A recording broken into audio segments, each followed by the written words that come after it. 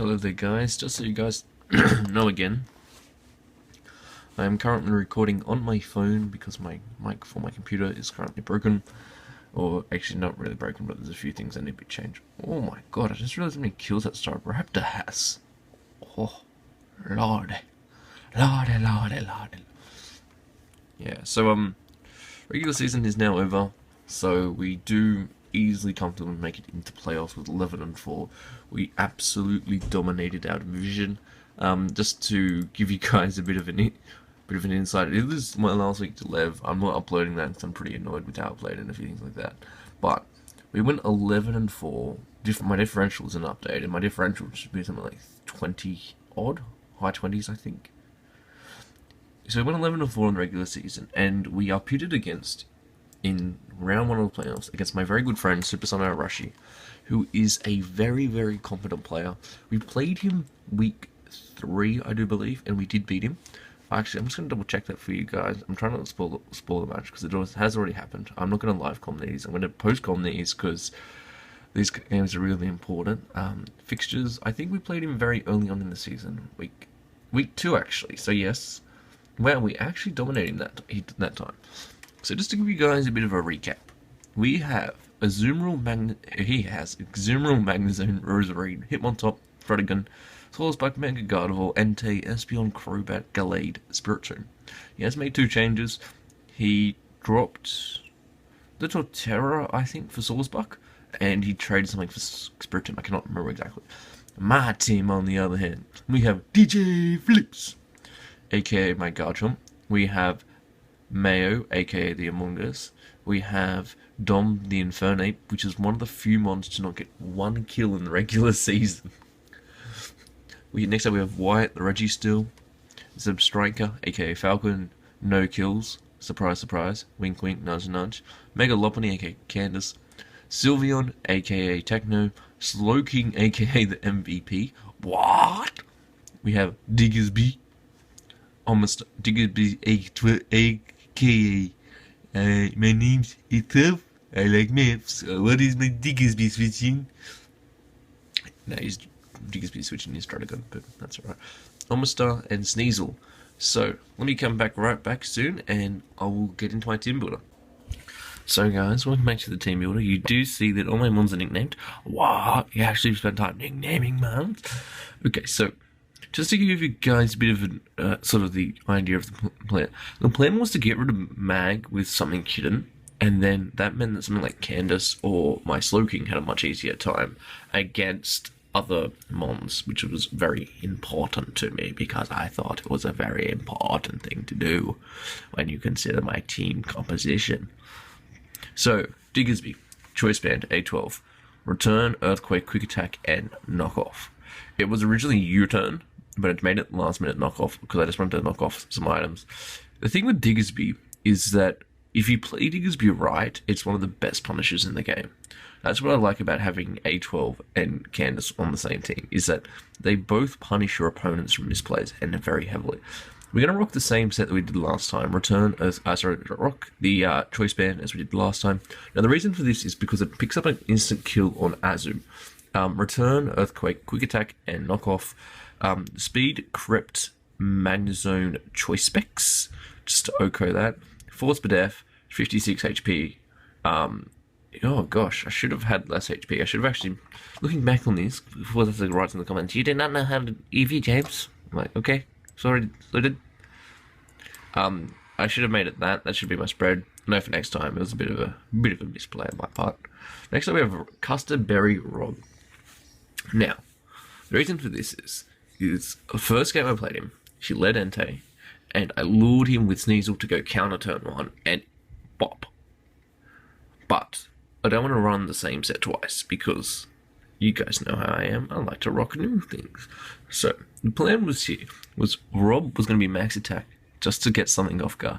And if I got down in Custard range, I could either Gyro Ball like something like Gardevoir, or I could Earthquake something like Entei or Magnezone.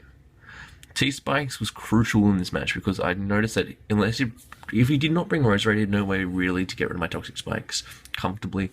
Stealth Rock was my other option, so that if he brought Roserade, I would just do my rocks just to We're a little bit on the few months down. Very standard spread. Next up we have Candace with Fake Out, Return, Ice Punch, Drain Punch. Enough speed to speed creep. He has 1/110. It's skipping my mind. I don't know what it is, but he had 1/110. What was it? Did you bring it to the match?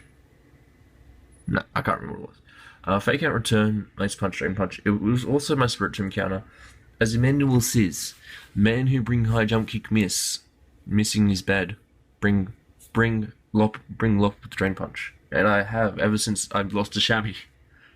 Because it's so much better set. Now, the reason Ice Punch is just for Drodagon, it was better than Ice Beam. I know someone's like, oh my god, but you take Rocky Helmet damage and you take Skin damage from Drodagon. It's not a very good idea, James. I'm just gonna be like, okay. So that was really the Candace set. Next up we have DJ Flips, aka the MV, the aka most Fs. Okay, let me explain this EV spread for you boys and girls. Enough speed, outspeed Gardevoir, 4 speed def, spores, 4 defense, 252 attack, HP 8. Now, I know a lot of people are going to be like to me, why don't you run Focus Sash? It's not a very good item. Now, the idea behind this was if I was in guard, I could set up to +2 and then sweep him if I got rid of his 110. So that was the whole point of it. And unless he was Scarf Mag, he had nothing for me. Yes, he does have an Entei, but Entei does not like continually switching in. And that's where I thought this is the chance to capitalize. Next up we have Budge. Oh, sorry. So this was going to be a knockoff Ice Crash Ice Shard Pursuit set. Just really my best option here, mainly for Drodagon, really, just to get rid of that. So things like Candace, DJ Flips, and A12 can really just start spamming their moves. Next up we have Hail the MVP.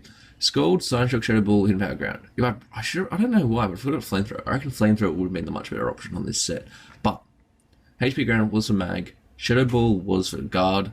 This was actually my dedicated Guard switch in. 164 speed F is no lot. Like, this set was so bulky. I think it lived like something like 3 Hyper Voices from Guard before having to switch out. Alright guys, let me get into the match. This is a game for the ages. It's a game that has been played for millions of years. It originated on stone tablets. The seal of Orichalcos has been activated. One man enters, the other leaves. Flips joined the game. Super. Good luck, have fun. And I was like, oh, you're such a gem. I was like, you too, my friend, because I'm normally that arrogant dickhead. It's like, what's Bladdle? Do you want me to... I don't wish you luck. Okay, so let's just have a look at his team. First up, he has Azu. Now, last time we played, he brought Citrus Berry Azu. The whole reason why I brought Poison Jab and Guard Jump was just to make sure no citrus. And in the words of Chimpant, if your Azu is on a slow bro, do not hit Whaley Drum because it will lose. Sourcebug, I was really fearing like a Sunny Day Chlorophyll set.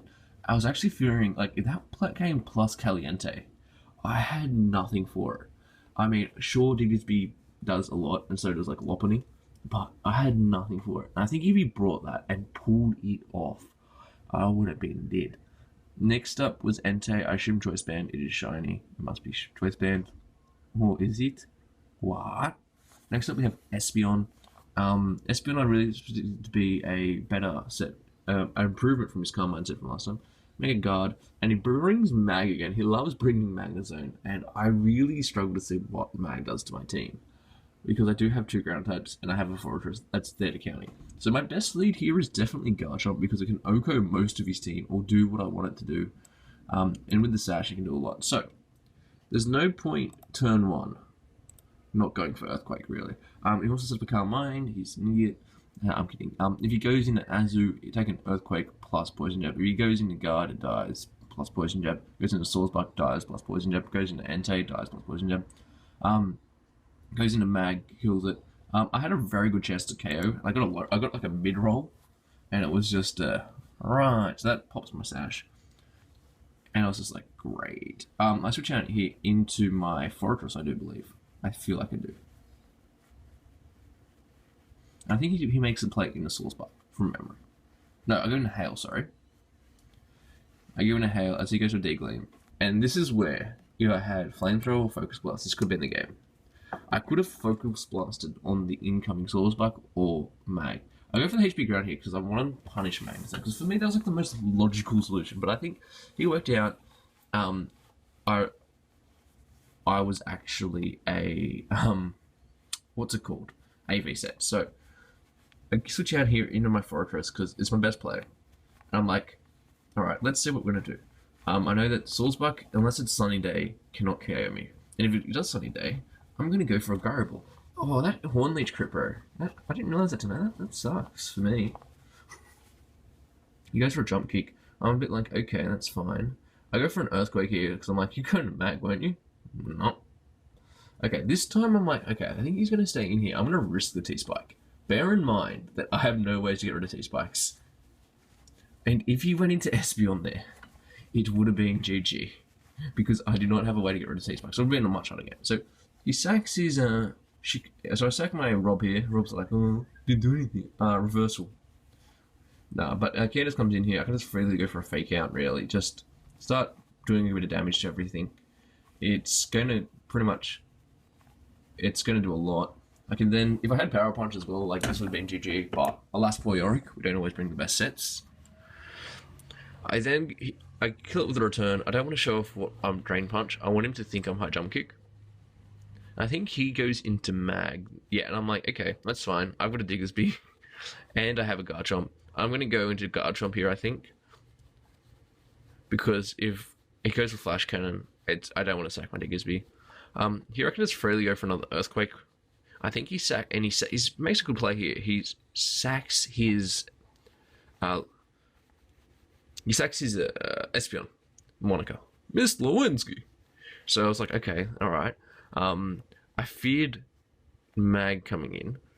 I was like, if Azu comes in, I'm just going to Poison Jab here, just to make sure that he cannot get up anything. And Garchomp, the guy with the most deaths in the FBL for me, 14 deaths, dies again. Gets a kill, dies again.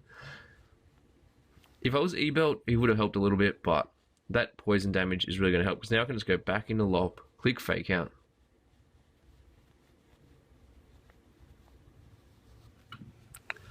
And that's another death, and that's Candace's second kill of the match. Candace has an absolute blinder in this one.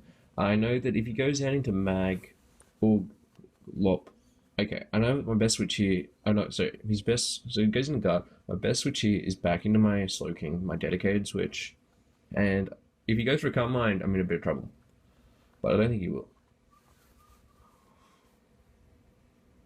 He goes for a Focus Blast, unfortunately misses. I probably would have done like 3%, to be honest, because I'm very bulky. I just go for a Shadow Ball here because it's my best play. He goes for the Energy Ball, and it's like 29%. And I was just looking at this like going, what? I go for HP Ground, sorry, particularly the Mag or the Anti-Switching. This turn I think I go for Shadow. No, sorry, I go into my Bobby here, because Bobby was just annoying me. I was like, I'm going to sack this, I've worked this game. But I was predicting a Psychic, to be honest, or a Psyshock. I was like, yeah, let's sack it. Bye, Bobs. You deserve it for being a dickhead to flips in the chat. You guys are like, oh, I can't see that. So, that's alright. I then just realize, okay, I can just go back out into Lop and just Fake Out, return again. And he does make a good switch out into his Ante, but this is where T-Spikes comes in really handy. Because if this was a... That was Stealth Rock up, it wouldn't have done much. But when you can now, he is forced to go for E-Speed on me. I could have won this game. I had this game. This was when I had the game. Because I knew that Slowking could take out Entei, and then I have Diggersby in the back, which can punish his Mag. He is forced to go lock himself in a Flash Cannon or Thunderbolt. It's going to be a 1-0. So I just go for my best play here, go for a Scold, kill it, and then there's no point trying to save it, because yes, it does take on Guard a little bit better, but there's no point in trying to save something around. Like, because if he makes a really good play with Mag or something like that, I didn't want to like disrespect my opponent by trying to save. Hail gets another kill, another death. And then I go into my Lopunny, because Lopunny is going to absolutely destroy this man. Do I go for the Fake Out here, or do I go for Drain Punch? I can't remember. I think he goes down into Mag, and I'm just like, you know what, I'm actually going to stay in this time against this Mag. I'm just going to click Drain Punch. because I've got this game, I think, and Drain Punch is an instant KO, and I was like, what? I think I would have lived one Thunderbolt, but if it was analytic choice specs, well, no. And that would have been very hard to win, but alas poor Yorick, we pick up the win to make it the Flying Burn Sydney Chieftains in the semi-finals of the FBL. A very good game to my opponent, SuperSunaArashi. He played absolutely incredible, man. Nah, that's just me. Alright, until next time.